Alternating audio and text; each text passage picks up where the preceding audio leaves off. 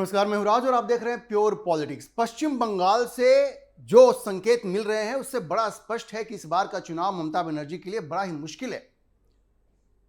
Ground reports जो आ रही हैं वो ये बता रही हैं कि दिनों दिन भारतीय जनता पार्टी की स्थिति वहां पे सुधरती जा रही है और तृणमूल कांग्रेस की स्थिति लगातार खराब होती जा रही है।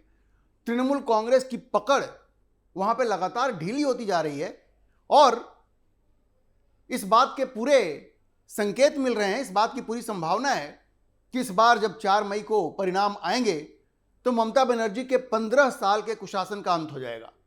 अब देखिए, एक नया सर्वे आया है, ओपिनियन पोल है आईएनएस और मैट्रिज का, जो ये बता रहा है कि भारतीय जनता पार्टी और तृणमूल कांग्रेस के बीच की जो दूरी है वो बिल्कुल तेजी से कम होती जा रही है, बिल्कुल तेजी से कम होती जा रही है। और अभी चुनाव में वक्त है और जिस रफ्तार से भारतीय जनता पार्टी की पॉपुलैरिटी वहां बढ़ रही है, जनता के बीच में उसकी अपील जो बढ़ रही है और जिस तरह से जनता को भारतीय जनता पार्टी पसंद आ रही है और समर्थन मिल रहा है, अगर यही रफ्तार चलता रहा, अगर यही ट्रेंड चलता रहा तो इस बात में कोई संदेह नहीं है कि चुनाव के दिन जो 2 चरण में चुनाव होने वाले हैं उसमें ममता बनर्जी की जबरदस्त हार होनी तय है।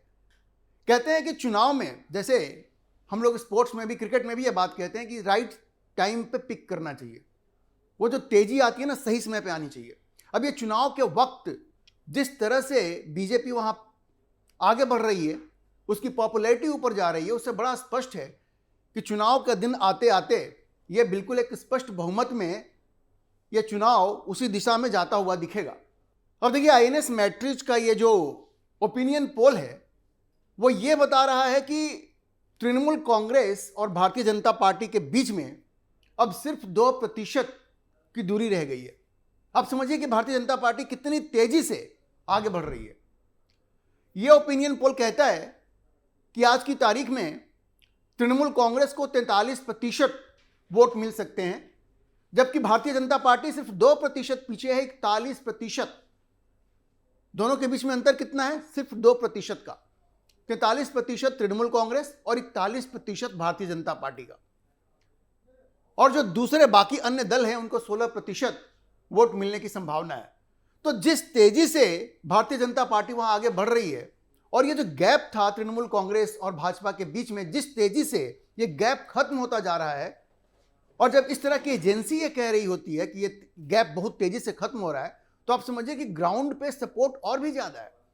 क्योंकि आमतौर पे ऐसे प्रदेशों में जहां एक लंबे समय से इसी एक पार्टी की सरकार होती है, जैसे कि बंगाल में 15 साल से ममता बनर्जी की सरकार है, तो एजेंसीज भी थोड़ा सा रिस्क नहीं लेना चाहती और बैलेंस होकर के कोशिश करती है को थोड़ी बैलेंस दिखे। इसलिए वो सीधे सीधे ये नहीं बताना चाहती कि भाई भारतीय जनता पार्टी बिल्कुल आगे ही निकल गई है। ग्राउंड से वहां जो पत्रकार हैं उनसे आप बात करेंगे। अभी वहां पे एक स्थानीय पत्रकार हैं, उन्होंने जो अपना सर्वे दिया उसमें साफ साफ वो बता रहे हैं कि भारतीय जनता पार्टी को 150 से ज्यादा सीटें मिलने वाली हैं।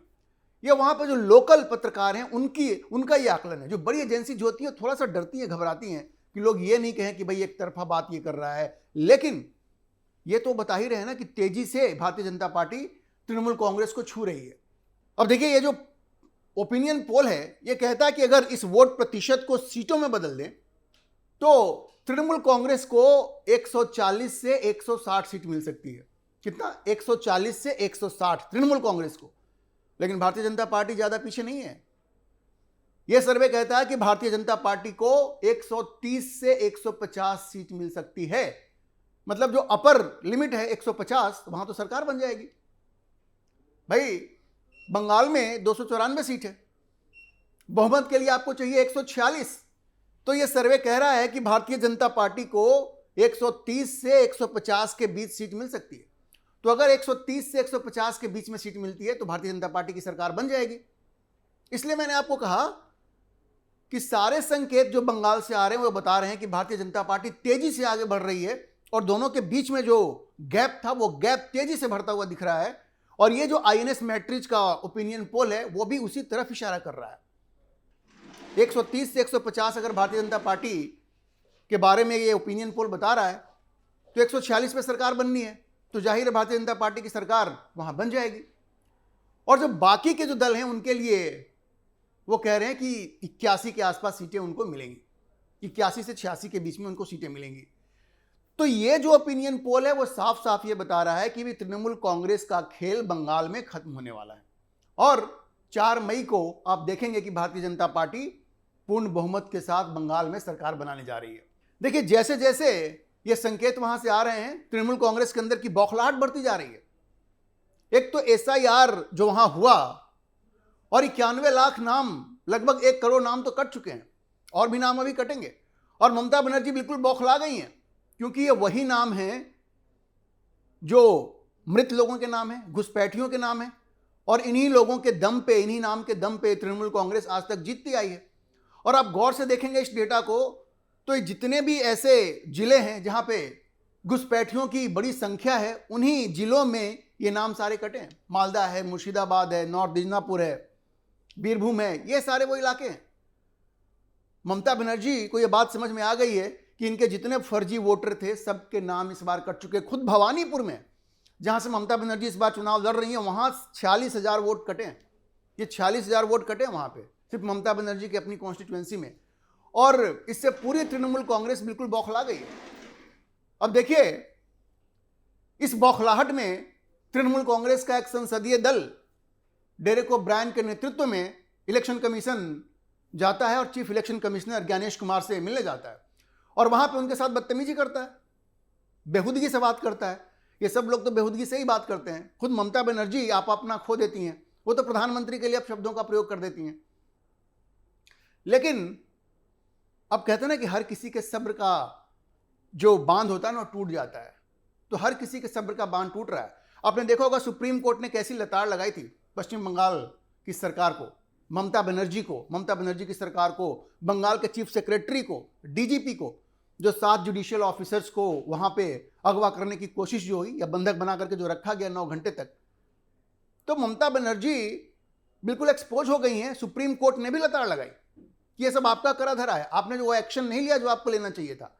और अब ये जो संसदीय दल मिलने गया और जब उसने चीफ इलेक्शन कमिश्नर के साथ बदतमीजी की, तो चीफ इलेक्शन कमिश्नर ने भी कह दिया कि भाई आप लोगों को तो बात करने की तमीज ही नहीं है। और बाहर निकलते हैं डेरेक ओब्रायन और कहते हैं कि हमें गेट लॉस्ट कह दिया। अरे भाई, तो आप जा करके गाली गलौज करेंगे तो क्या कोई आपको गेट लॉस्ट भी नहीं कहेगा? अब देखिए, इसका कोई प्रमाण नहीं है कि ज्ञानेश कुमार ने गेट लॉस्ट कहा उनको, लेकिन इनका आरोप है कि उन्होंने गेट लॉस्ट कहा।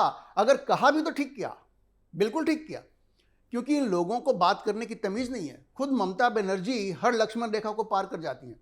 और ये तृणमूल कांग्रेस के जितने भी सांसद हैं, संसद में आप उनका व्यवहार देखिए, ये हर लक्ष्मण रेखा को पार कर जाते हैं, हर मर्यादा को ये पार कर जाते हैं। तो अगर ये बदतमीजी करेंगे तो इनको भी लोग बदतमीजी से ही जवाब देंगे। तो इनको अब उन्हीं की भाषा में जवाब मिल रहा है। पहले सुप्रीम कोर्ट ने उनको लताड़ लगाई और अब इलेक्शन कमीशन में जब ये गए तो चीफ इलेक्शन कमिश्नर ने भी इनकी अच्छी खासी खातिरदारी की है, या खुद डेरेक ओब्रायन का कहना है।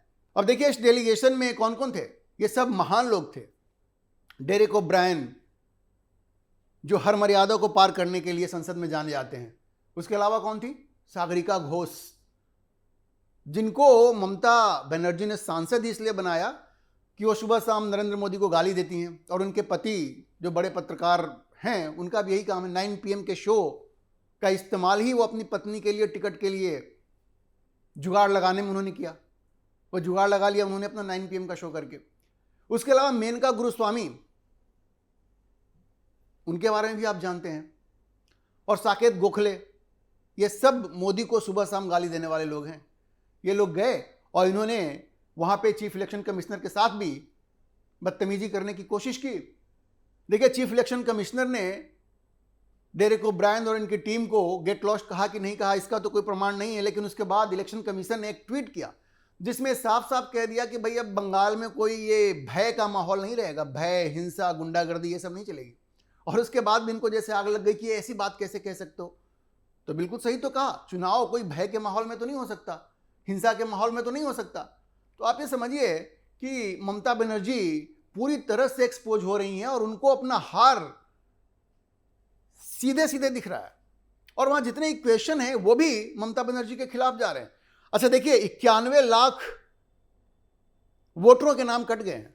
और पिछली बार 2024 में जो लोकसभा चुनाव हुए थे तो भारतीय जनता पार्टी और तृणमूल कांग्रेस के बीच जो मतों का अंतर था वो सिर्फ 48 लाख था। तो आप समझिए वो बहुत बड़ी ट्रबल में है। उनके सारे फर्जी वोटरों का नाम तो कट गया। और जो इक्वेशन भी वहां बन रहा है वो सब भी ममता बनर्जी के खिलाफ है। मैंने आपको पहले के वीडियो में भी बताया कि जो मुस्लिम वोट बैंक है उनका इस बार उसमें जबरदस्त सेंध लगने जा रही है। क्योंकि देखिए, अगर भारतीय जनता पार्टी को छोड़ दें तो वहां जितने दूसरे प्लेयर्स हैं, जैसे खुद तृणमूल कांग्रेस, इसको मेजर चंक मिलेगा मुसलमानों का। उसके अलावा कांग्रेस भी 294 सीटों पर लड़ रही है, और कांग्रेस इस बार जीतने के लिए नहीं, ममता बनर्जी को हराने के लिए लड़ रही है। क्योंकि ममता बनर्जी ने राहुल गांधी को भी खूब गालियां दी हैं।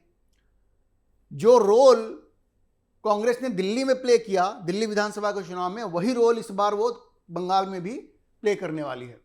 तो कांग्रेस को भी मुसलमानों का वोट चाहिए। उसके अलावा जो लेफ्ट फ्रंट है, जो इस बार आईएसएफ, नौशाद सिद्दीकी के आईएसएफ के साथ लड़ रही है, वो भी मुस्लिम वोट काटेगी। और उसके अलावा ये जो ओवैसी और हुमायूं कबीर का जो अलायंस है, ये भी तकरीबन 200 सीटों पे लड़ रहे हैं, ये भी मुस्लिम वोट काटेंगे। तो मुस्लिम वोटों में सेंध लगेगी। और भारतीय जनता पार्टी जिस तरह से हिंदुओं को एकजुट कर रही है, हालांकि बहुत ही समझदारी से, मुस्लिम हिंदू या जो पिच है इसको बहुत ज़्यादा वो प्ले अप नहीं कर रही है। क्योंकि 2021 में कुछ लोगों का मानना है कि इसको हाई पिच करने से उसका दुष्परिणाम यह हुआ था कि सारे मुसलमान एक साथ ममता बनर्जी के पीछे आ गए थे, सॉलिडली पीछे खड़ा हो गए थे। तो उससे सबक सीखते हुए बीजेपी इस पिच को ज्यादा इस बार आगे नहीं बढ़ा रही है। हिंदुओं को एकीकृत करने की कोशिश, एकजुट करने की कोशिश जरूर हो रही है। तो अगर हिंदू एकजुट हो गए और ये मुसलमान वोट में इस तरह से सेंध लग गई, जो 4 पार्टियां, 4 गठबंधन उसमें सेंध लगा रही हैं, फिर ममता बनर्जी को कोई नहीं बचा सकता। क्योंकि उनका मुस्लिम वोट बैंक जाएगा। और 91 लाख ये जो घुसपैठियों और फर्जी वोटर जो थे उनका नाम कट गया। उनके अपने विधानसभा क्षेत्र में 46,000 के लगभग फर्जी वोटरों के नाम कट गए हैं। तो इससे बड़ा स्पष्ट है कि सारे इक्वेशंस ममता बनर्जी के खिलाफ जा रहे हैं। और इस बार 4 मई को जब चुनाव परिणाम आएंगे तो ममता बनर्जी औंधे मुंह गिरेंगी और 15 साल के उनके कुशासन का अंत होगा और भारतीय जनता पार्टी की सरकार इस बार वहां बनेगी। जितने भी सारे संकेत बंगाल से आ रहे हैं वो इसी तरफ इशारा कर रहे हैं। और जिस आईएनएस मैट्रिक्स पोल का मैंने जिक्र किया, आपको मैंने बताया, वो भी इसी दिशा में संकेत दे रही है कि भारतीय जनता पार्टी तेजी से आगे बढ़ रही है। तृणमूल के साथ जो गैप है वो तेजी से कम हो रहा है। और 4 मई को जब चुनाव परिणाम आएंगे, क्योंकि चुनाव का दिन आते आते ये गैप बिल्कुल खत्म हो जाएगा, बीजेपी आगे निकल जाएगी। और 4 मई को जब चुनाव परिणाम आएंगे तो ममता बनर्जी के इस कुशासन का बंगाल से खात्मा हो जाएगा। अभी के लिए इतना ही। हम इस खबर पर नजर बनाए रखेंगे और आपको अपडेट करते रहेंगे। इस विषय पर आप क्या सोचते हैं, अपनी राय कमेंट बॉक्स में जरूर लिखें। और अगर आपको ये वीडियो पसंद आया हो तो आप इसे लाइक करें, शेयर करें और हमारे चैनल को सब्सक्राइब जरूर करें।